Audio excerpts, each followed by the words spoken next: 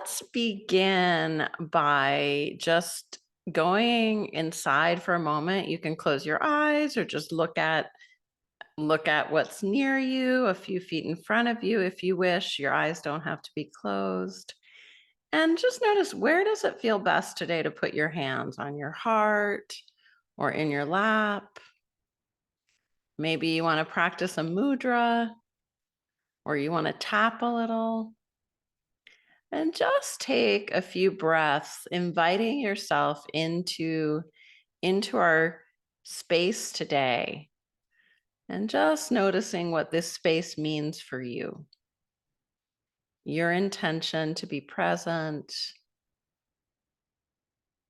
your intentions, whatever they are, for learning, connection, self-understanding.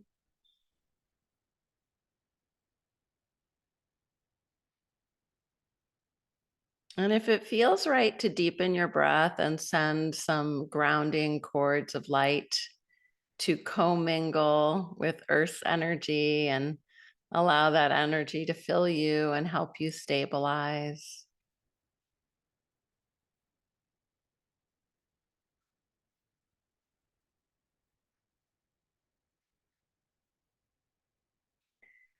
And if it supports you to call in non-ordinary reality support team,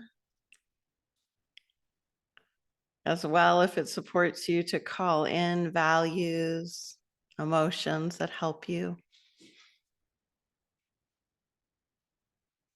And that can be as simple as just remembering for a moment what you really love, what you really enjoy, whether that's activities, people, animals, places, feelings. And just take a moment to be with yourself. And then let your energy grow a little bigger, connecting with the group's energy.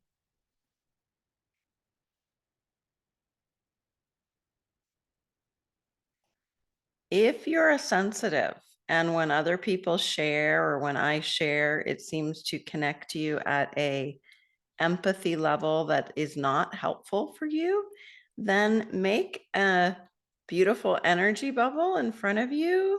Give it the shape of kind of an egg or an oval. And then you can put that around you as a shield if you want today. And just knowing that your energy is safe and expanded and can grow as big and as loving and as wide as you'd like, and nothing negative enters your bubble. Yet your bubble allows you to breathe easily and to feel easily. It just gives this added energetic protection. Okay, and opening your eyes. So that's the kind of practice I usually do before starting.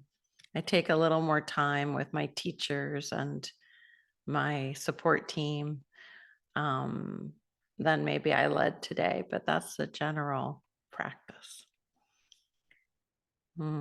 You're in Maui with turtles, Tom. Wow, that's amazing. Amazing. Wow. Okay. To give us all a little bit of that Maui resources, I'm just going to highlight you a second here, Tom. Okay. Wow, that is gorgeous. I know Maui pretty well, and I'm wondering what beach you're on. I love it. Gorgeous. Okay. So when I talk about inner child, I'd like to know kind of what first comes up for you. Is this a topic you feel comfortable with, skeptical about? And I want you to know a little bit about my history with it. So I was raised in a home of family therapists who came from marriage and family therapy kind of systems, creation and strategic family therapy, that world. And I was always raised with the idea that the inner child was nonsense, actually. So fast forward into my teens and 20s and 30s, and what I was always told was like, "Ugh, don't pay any attention to that." And so I had really some strong conditioning around that in a negative way. And then in my 40s, um, I realized how powerful and important it was for me and how different I was from that approach that my parents taught. And how the way I experience it is that there are many, many us's. There's many versions of us. And some of them are our older self and some of them are our younger self. And they all do create, our what we would call like ourself, right? Yet when in our day-to-day life, we find it really hard to do something.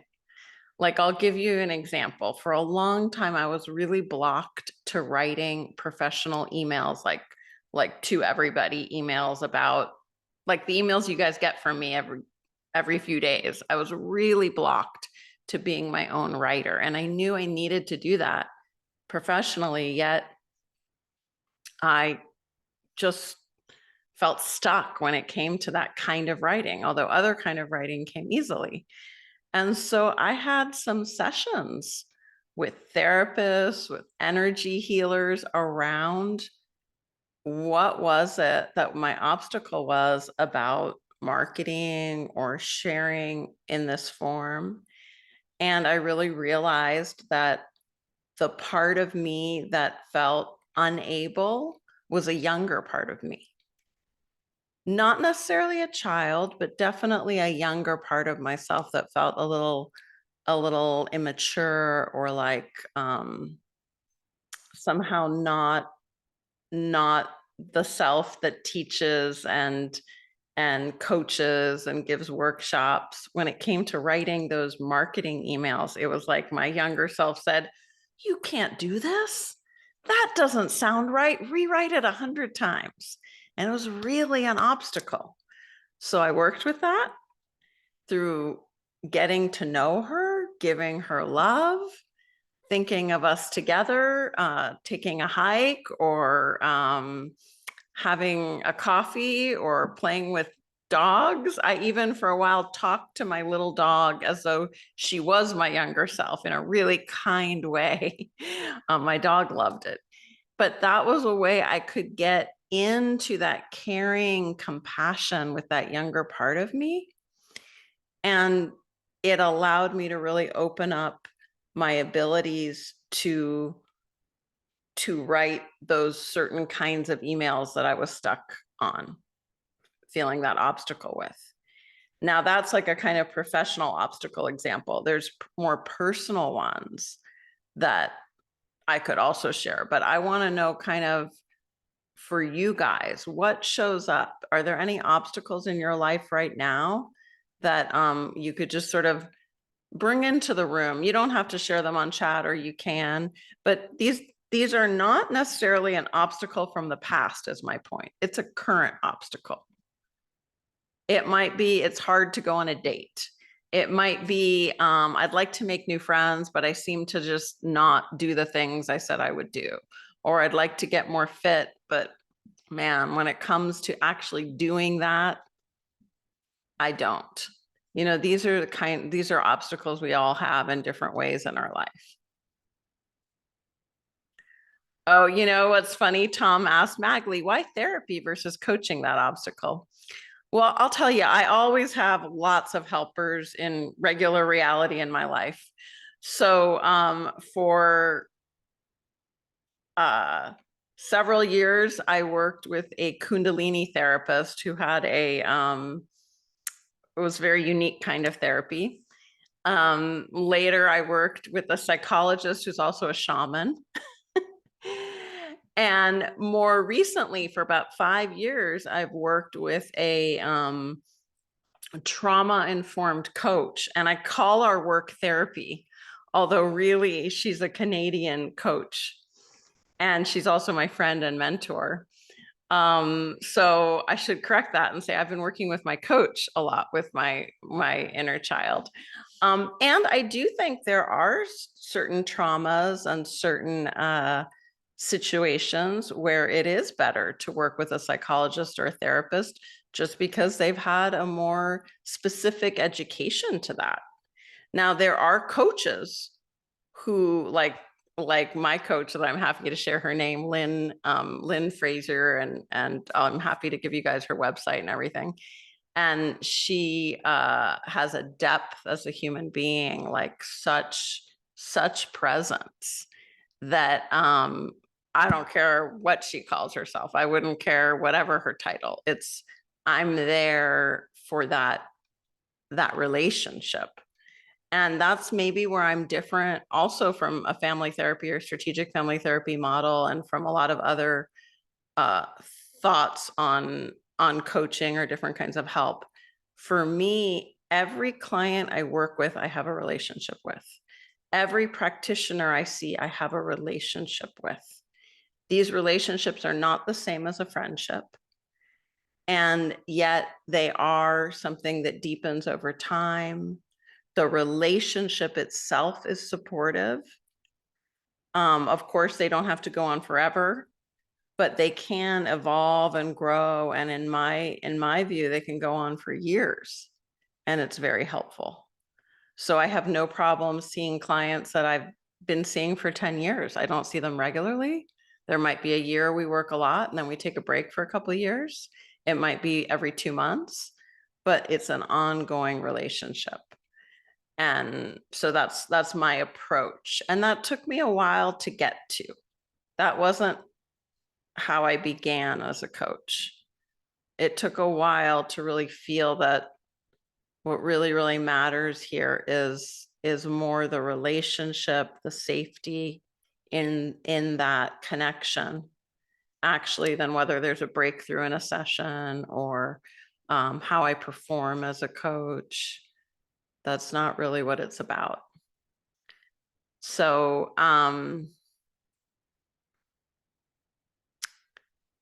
yeah, and I'm going to go back to what you guys are sharing. I love, Sherry, that you said like it's a cognitive thing for you. It's a head knowledge and awareness. And and that is absolutely like the reason I had to talk to my dog for a while as my younger self is because she was their concrete dog in her cute dogginess.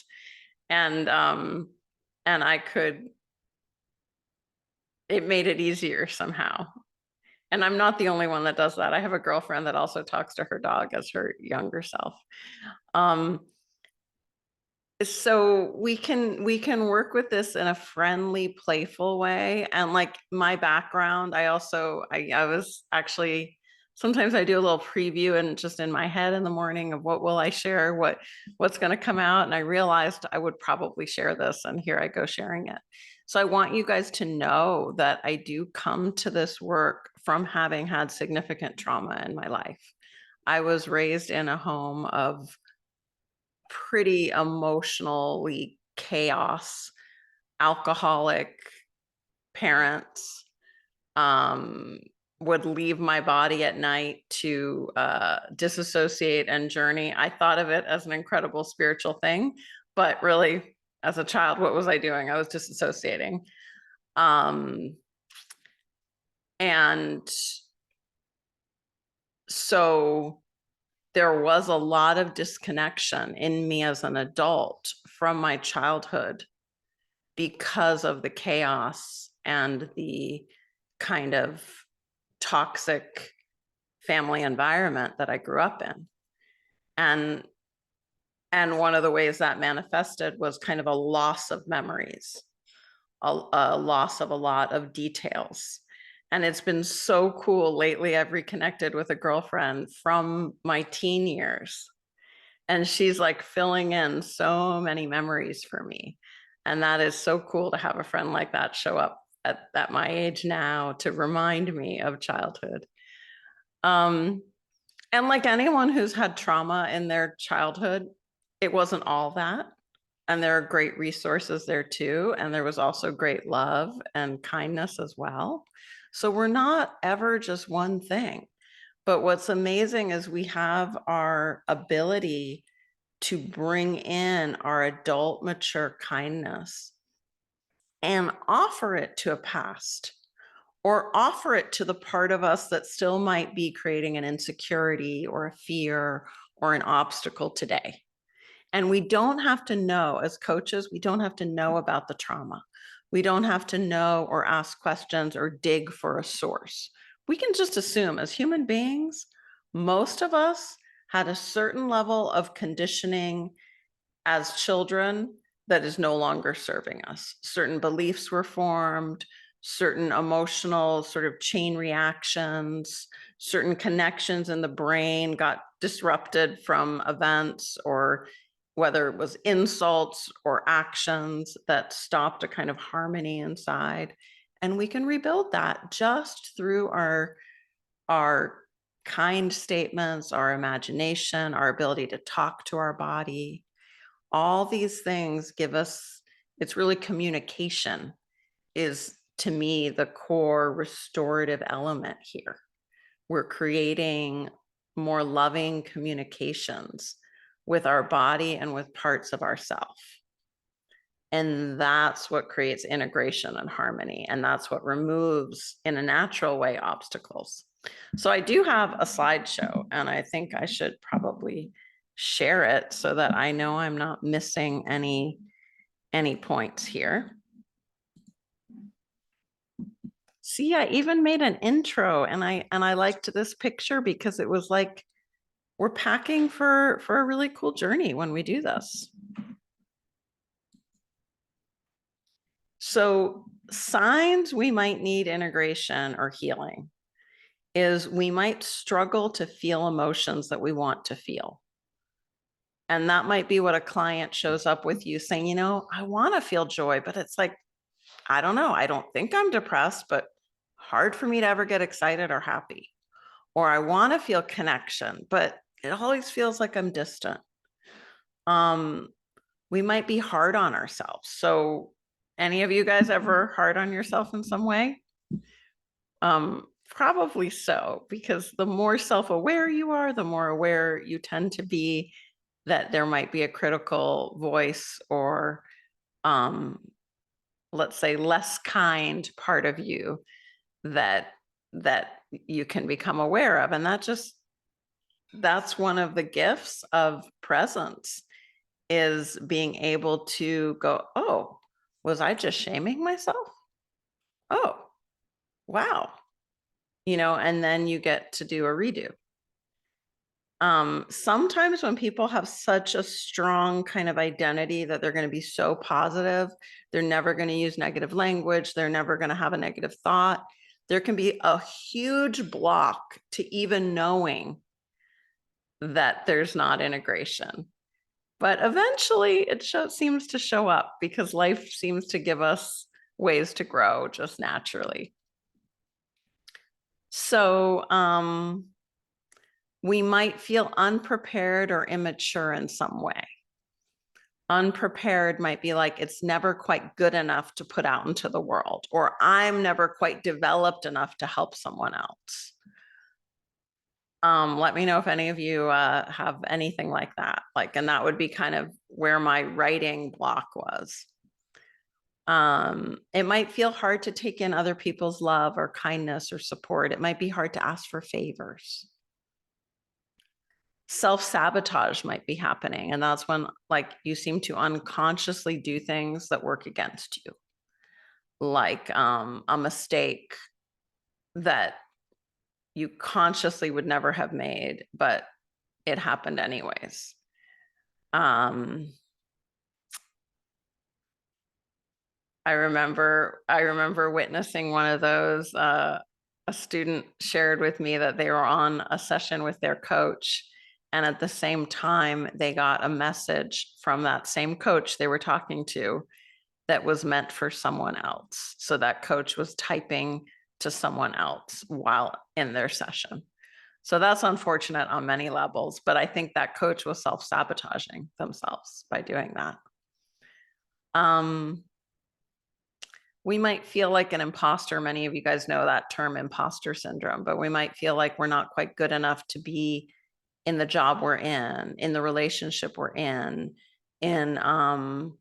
the friend group we're in, the sense that we just don't match with even the good things in our life. So all of us were kids. I mean, be incredible if any of us weren't. We might not remember it all, right? But we all were. And we all had some degree of conditioning, programming, lessons learned, events. And we carry that in some way with us. That's my belief, anyways. Like that doesn't just disappear. It creates our attachment to other people. It creates our self-talk. It creates our ideas about who we are, what we can do. It creates attractions to certain people or situations. Fears, emotions might all, have been there. There's a younger part of us that had some experience that then we are now as adults drawn to, like, let's say a person who is very critical. And when we ask, so what is it about this criticalness in them that just feels like home? Well, maybe there was someone in our childhood that was very critical that was also home for us. And there's lots of different examples of that. So right now, let's make this personal right now, and let's see if you can ask yourself, why do I attract this, whatever it is, situation, person, type of lesson into your life? Does anything jump up to you as like, well, when I was younger, and you don't have to share this with anyone, this is just for you, just for your self-awareness. Or just noticing it. Yeah, I do seem to attract this kind of situation again and again. Things get piled up on me like too much work, or I get this feeling of overwhelm over and over again, or I'm always making friends with someone who's kind of controlling or who always shows up late. So let's just see what shows up for you right now.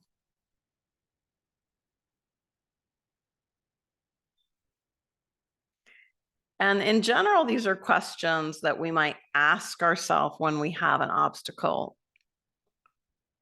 or a block or a challenge. We might have this kind of inner critic voice, but now I'm turning it around and saying, let's right now, for the purpose of today, see if there's some life pattern that feels obstacle-ish that is repeating for us. And when you have one, just come up with a number, any number, from 1 to 10, let's say. Pick a number and write it down. So whatever number you came with might, maybe not, but it might point to an age you were at where you don't have to find out what it was, but something might have been a seed there. So this is this doesn't originate with me, this idea. I witnessed this, and my hypnosis teacher used this question, like, what number shows up for you now? And that teacher was Steve Gilligan. I'm always like, is that his name? I think it is. And it's our subconscious giving us an age that maybe we want to create some healing with. And we can work at different levels with that healing. We can just, we can go through a few options right now. And I'm gonna just, if you're working with a client, you're gonna ask for permission. Would you like to work with that part of you that's younger or that age? and find out what age it is for them that they want to work with. It could be their 25-year-old self. I've worked with clients on marriage problems and they want to work on, like, they're maybe 50 and married and they want to work on themselves when they were 22 and they met their partner. It doesn't have to be like when I was 5 or 6 or something. And then some really easy techniques we can use. I'm gonna just share some easy techniques, and I'm gonna invite you to do this for yourself, just in a real easy, quick way. You can write about it or you can imagine it, whatever works for you today. So one thing is, you've got that age, and don't worry about was there an event? Was there a person? Don't worry about any of that. Just think of an age you want to create healing and integration with. And I'm going to do it along with you. Okay. I'm going to say my 10-year-old self. And because that just came to me, my 10-year-old self, and I can actually remember my 10-year-old birthday party because I have really good photos of that birthday party. So, and then just see, like, what would it feel like to imagine that age younger self sitting next to you? And just see, like, what's it like? Okay, they're sitting next to me. Okay, this is a little weird.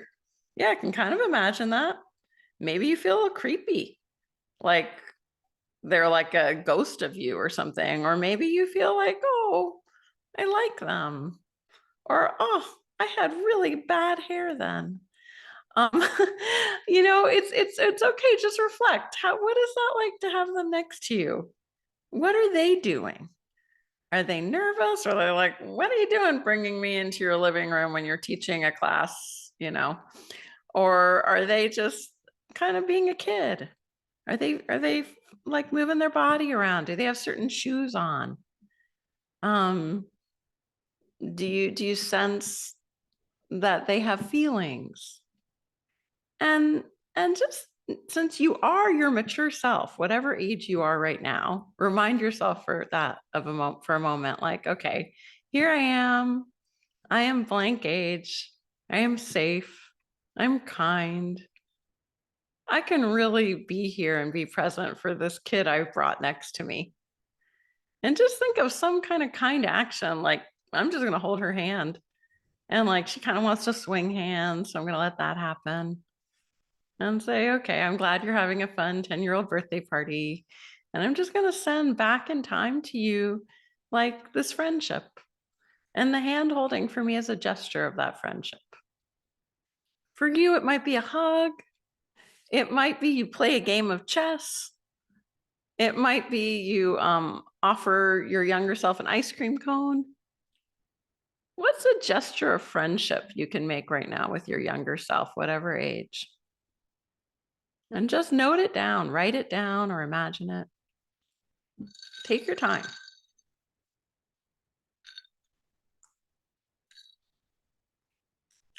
Now, we could take that a little further and see, is there anywhere you would like to take that blank 5-year-old, 20-year-old part of you on a vacation? Where would you take them on a vacation? And we call this kind of a rescue trip. Where would it have been great to take your younger self to? Is it a jungle adventure? Is it a waterfall? Is it Disneyland? Is it Paris? Where would you like to take that younger self? And it can be kind of hard. Like, I'm a little stuck here trying to imagine my 10-year-old. Where would I take her? She loved theater, so I'm going to take her to London to a weekend of seeing plays.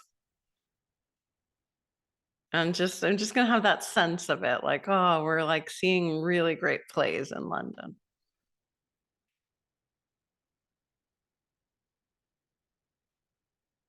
And so when we do that, we're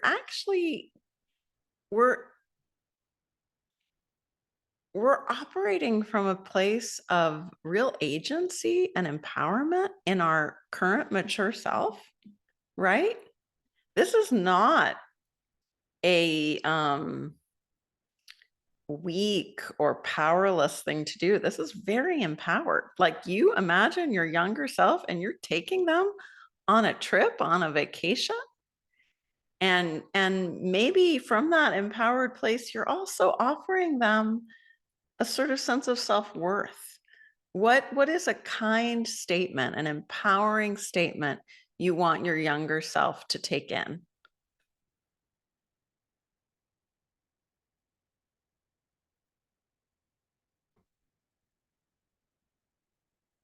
Might be something about your future, like, oh, you don't know how much fun you're going to have in your 20s, or you don't know how much strength you're going to have to get through your life. Or I just want you to know I'm here for you always. And you're never alone. I'm always here for you. I go back through time and space to give you support now. Or you're really smart. Or you're really creative. I see you.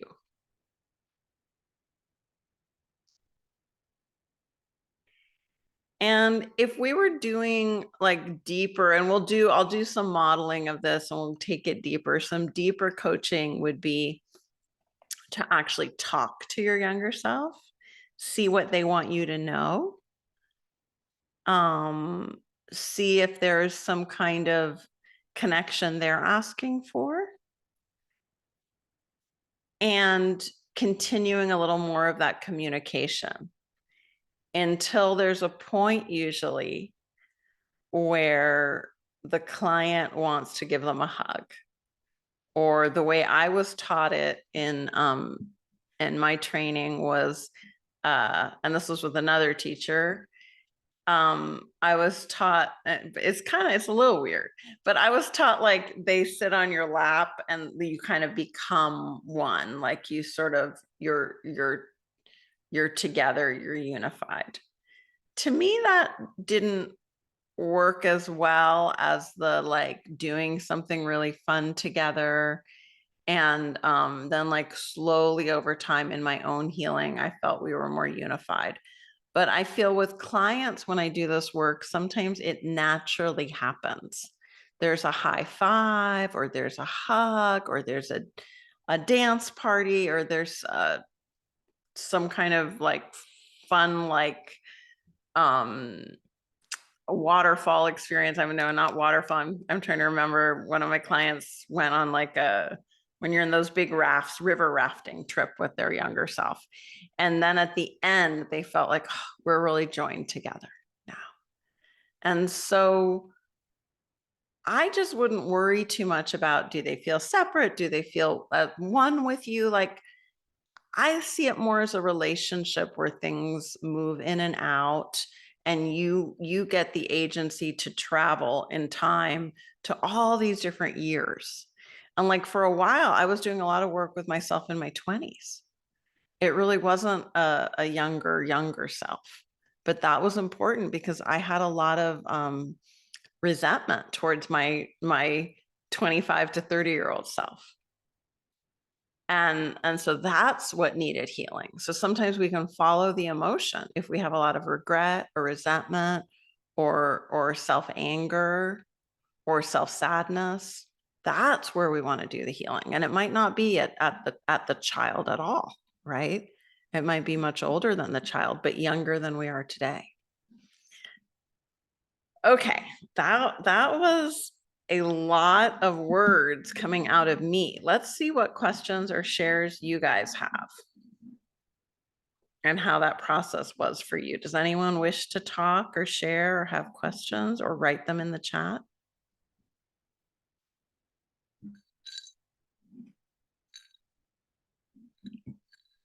Just gonna give it time here as I quickly scan. I do have a couple more slides to share. So, okay, great. BB, hi. Hi, Magali. How are you? I'm good. How are you? Well, I'm great. I'm so happy I joined today. This Hmm. is exactly what I needed. Oh, Like you, and I don't want to share my pain with other people on the call, so please that's excuse okay. me. But thanks, since we're all coaches, Yeah. some of your people may have these. I felt I never had a childhood. Hmm. It was horrible, similar like you, so I don't really have to go into it.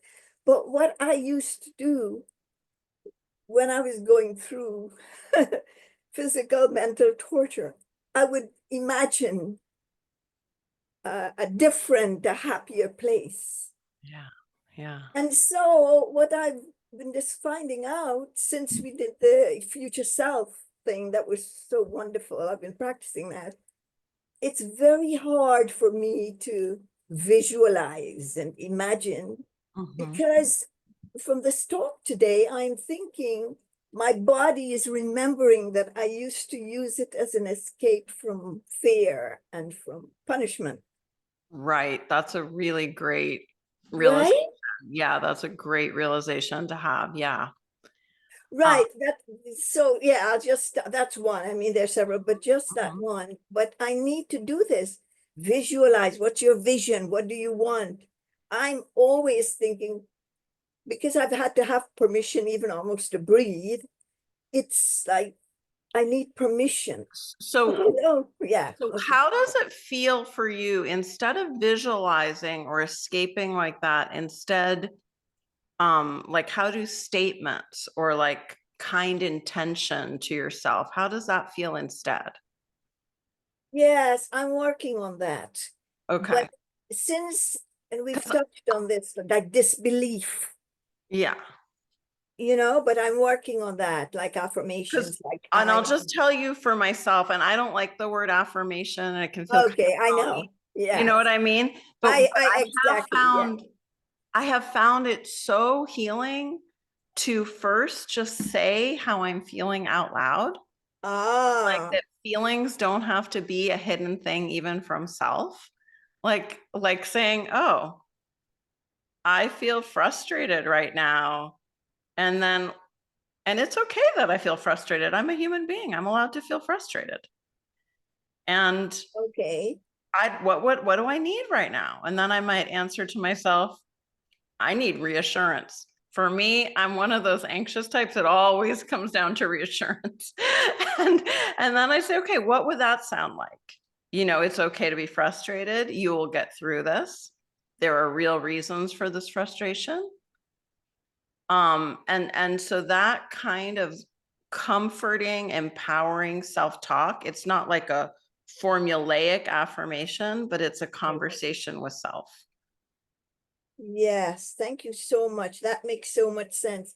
It's as if I am coaching myself, Yes. asking the questions and asking me to come up. Thank you so much. Yes, and that's what we can give our clients. So we Yes. can do that for them, but we can also teach them that skill, and that is often what they really need.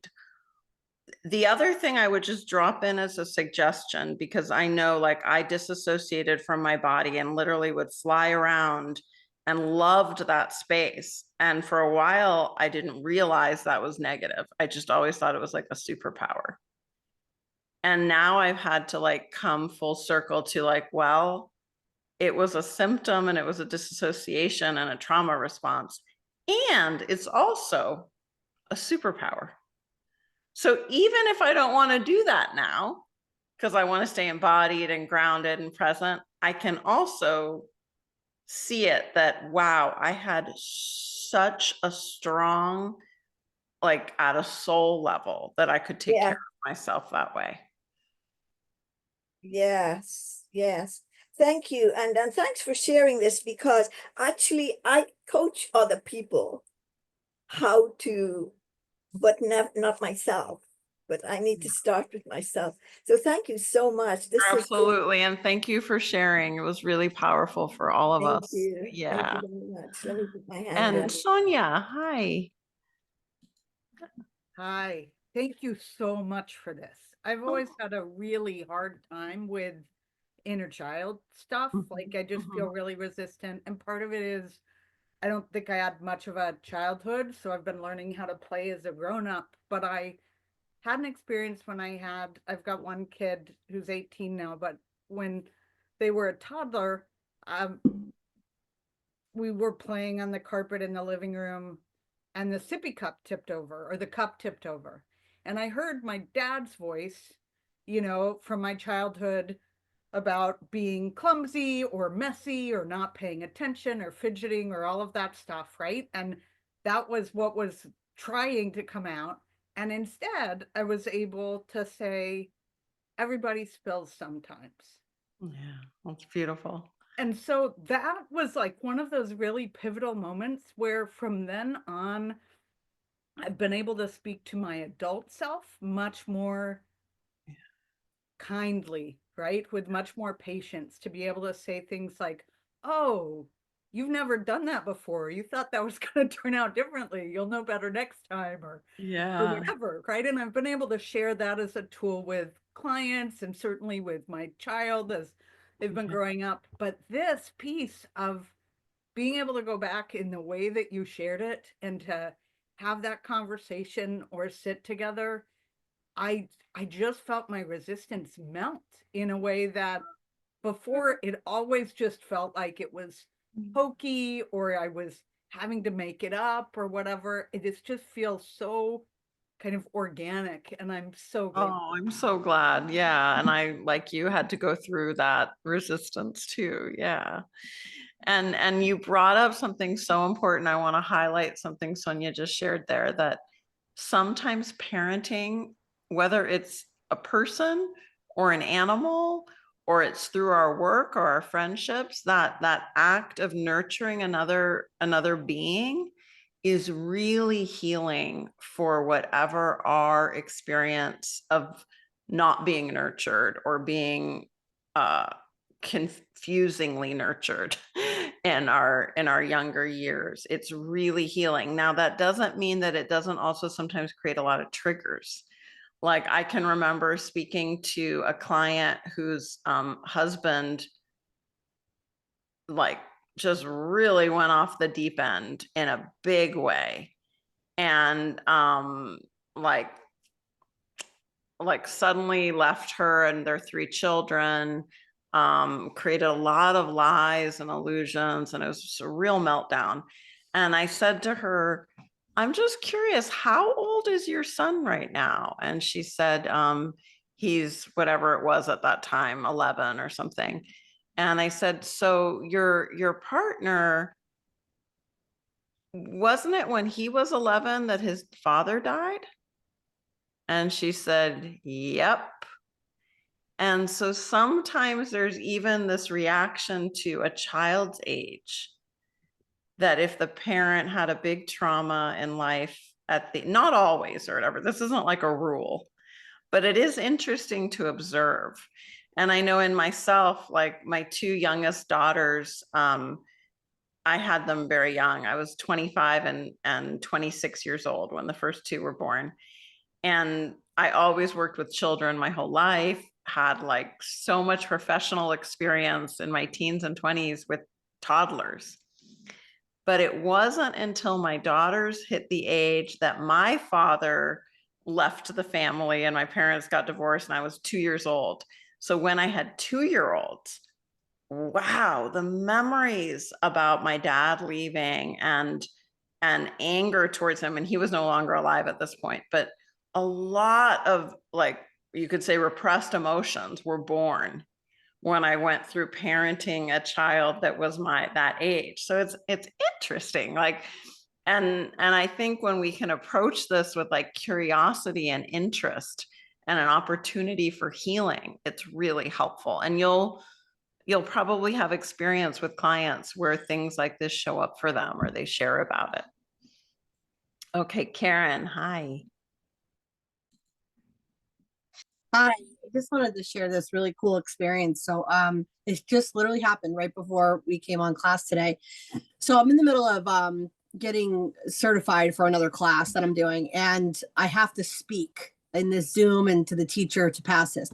And I noticed that like I lost my voice as a child. I won't even get into that, but I noticed when I'm in situations where I have to go like pass a test and stuff like that, so last night I called my girlfriend. I was like, you got to get me to speak. You got to get me to speak or else I'm not going to, so she worked with me, blah, blah. And I was like, wow, once I saw the voice come out, I knew where, whatever. So my daughter, we've been homeschooling her for 2 years, and just this morning, this is her second day back, and she's on online classes now, not physically in school. And I'm watching her, and she's really nervous. She's like me as a child, very nervous, very scared to speak, so I'm watching her at the corner of my eye, and she knew a math answer. And I looked at her and I'm like, go ahead and say the answer. And she's like looking at me like, no, no. I'm like, come on, you have the answer. And so she goes, okay, mommy. And she hit the thing and she gave the answer, and, it was the right answer. And everybody was like, good job, and she starts crying and whatever. So my point of this is, like, when you just made us go to our young child, that's what I would have needed. That, like, you got it, come on, you can do it. Yeah. And we got up and we celebrated together and we hugged and laughed, and so this just happened. Yeah, that's amazing. And I felt that in me. I'm like, oh my gosh. So I love yeah, that. Thank gave, you. yeah, I gave to her That's what so good to hear. That's Yeah. I think that brought us all joy. I love it. Yeah, thank you. Oh, absolutely. So I'm going to go back to sharing slides really quick, just so I make sure that there aren't some little key points that I didn't miss. Let's see. All right, we went through that one. So just a little like heads up, we don't want to overdo this inner child healing integration work in a session. I would limit it to about 15 minutes, at least in the beginning, because it can be a lot for people. And so when I don't say this, I've had coaches either in a closed-eyed, like higher self journey, or in different experiences, just go too long and their client gets tired out. So we only want to like touch at it and keep talking to our client, have their eyes be open, so that we're working out like what feels right for our client, what might be too much, what's everyone's unique at this way. Everyone's an individual. And we also want to make sure people are grounded and present in their mature this day self. So whether like we can look at more nervous system regulation techniques, the energy exercises we did last time, grounding energy, we're going to do some of that now in the self-compassion guide to begin. And just so that they are aware that they're doing this work, not to kind of get hijacked back in time, but instead to bring their mature, kind, supportive self to that younger part of them. It's a very different thing. And the self-compassion strategy that we're going to look at now, that you guys are going to practice today, is a really good kind of intro into some of this. So is higher self. So in a sense, like the way activation method coaching works is we're thinking of learning tools that we're teaching our clients as sequences. So you don't just go dive into something that would be too advanced for your client. You want to create stability, resources, kindness, inner kindness, and then add in a little more exploration, find obstacles, see what needs transforming, but you do it from a place of stability. You're not rushing in to create a transformation without any resources having been built. So also that this is an ongoing process. So working with our inner younger selves keeps going. It doesn't end when the session's over. So make sure that they have kind of safe habits in place. Like, so if you become aware, like you have a memory of that younger self, let's talk about what you'll do. Like, what would it be like if you have a memory to give yourself a hug or say, you know what? Thank you for showing up. I send you love right now. I send you love. Always sending love is a simple, easy habit to begin. As we get used to this sort of new communication with parts of ourselves, the challenges that we're facing become easier to heal and overcome. It happens very organically. And often a person's purpose or true direction kind of shows up more strongly, even if they didn't know they had obstacles. And that's because those areas of feeling unworthy or not enough have been let go of, or they've been integrated into the whole person. And so it becomes easier to feel that sense of I am worthy enough to do what I love, or to be in the relationship I want to be in, or to do the art I want to create, or whatever it is, right? And just, it's good to think of it as, for me at least, the way I think about it is it's a relationship. We are in relationship with all parts of ourselves. And there are other parts of ourselves too that we will look at being in relationship with, like during the course of our time together here in group. Because I find that all of these relationships with ourselves, when we're able to communicate and understand the messages, it creates this like strength and presence. And that's what actually builds us up at a very deep level to work with people in a supportive way, because we're so unified, for lack of a better word. And it supports our spiritual progress too, because not only a part of us is getting awakened or inspired or loved by the universe, all of us is receiving that connection. And that's a really big difference. And I think this is one of the problems why so many, like I'm sure you guys have heard of all the stories of spiritual teachers who kind of, how could they be so awakened and abuse people? Well, parts of them were not awakened, obviously. Parts of them were really repressed and ignored and not communicated with, and not even, they weren't even aware of them, right? And there's a lot of really great stuff going on right now where ethics are being brought into those types of spiritual traditions. And I think people are, or just, I think in our world now, even though there's also a lot of disharmony, there's a lot of truth sort of showing up, and people having to be accountable for all of themselves.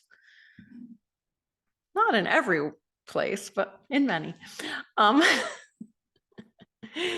So let's see if there's, I'm gonna just check the chat, and Linda, if you're seeing any questions I missed, please bring them up.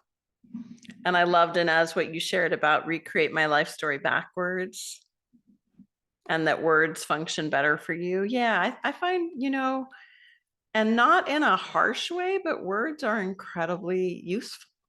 And words are a form of visualization. When we say, I ate an apple, there's a sense of eating an apple. It's not just the words, I ate an apple, right? It does sort of touch on that quality of having that apple. Hi, Inez.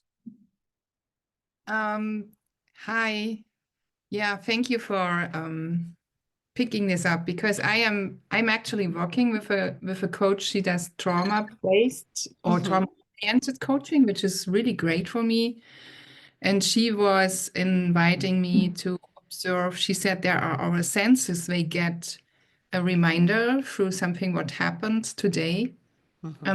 They remind what happened in the past. And then the program what we have built as a child when we haven't been escorted in emotional digestion or so, this is then just running in us. And it's so fast that I just have I realized my body sensation.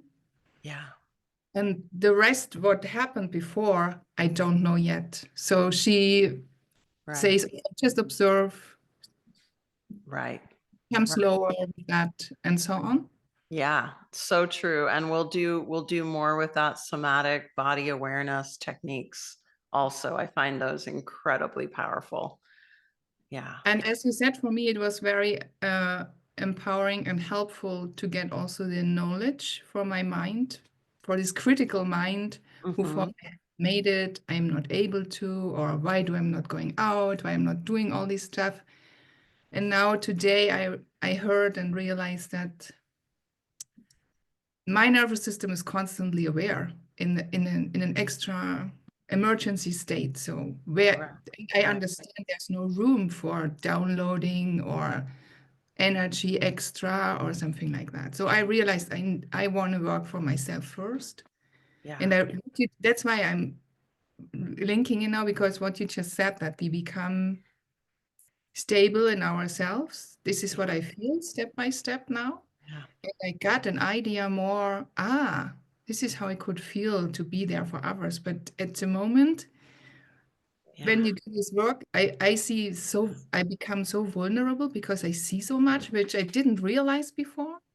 And Uh-huh. then I had this big compassion and I was sad about this. And then it comes up to, I am also grateful to see it. Yeah, it's a Yeah. big loop.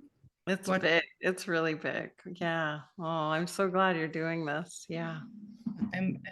sometimes I ask myself, how can you be so happy when you had all these? But that's really good to remember too, right? It's really good to remember. And it just left me what I was going to share there. But thank you. And that's such a good reminder that we can. Oh, that I wanted to talk about. I'm gonna remove your spotlight a sec. I wanted to talk to everybody about how we don't have to be fully stable, fully healed, fully integrated to show up for others. It's really good that we're working on that. And for some of us, we've had, everyone's had different types of events in their life and conditioning and traumas. It's huge spectrum, right? It's, I think, really helpful to remember, usually, unfortunately, the more suffering a person has to go through, it's not like, this isn't like, I don't want to say it in a way that's like, be grateful for your suffering. I'm not saying that. But it does tend to create a sort of depth in a human being.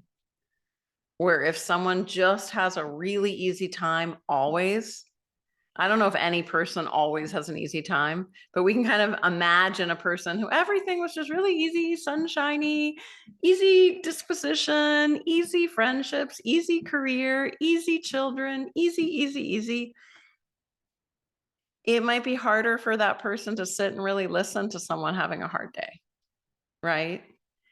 And so the more we're able to listen to our own life and to our own feelings in the present, doesn't mean it's all healed. It doesn't mean we're without pain and suffering, but it helps us then have, I'm just going to use that word, presence. We might have to do more practices after we're coaching someone than another person who's already reached a certain level of stability. So after a coaching session, I have to either do the dishes or take a walk or have a shower. I got to do something to process some of that energy. Maybe in the future, I won't have to do that. Maybe I'll always have to do that. I don't know what my nervous system will need. It's not actually, I don't always have the time to do those things, but I try even just once at the end of the day to set an intention to restabilize myself and to let go of any energy that's accumulated that's not good for me. And everyone's unique in that way of what they need, and unique in knowing when is a good time to be present for people and when is not a good time. So this is something as a group we can be here for each other, figuring that out.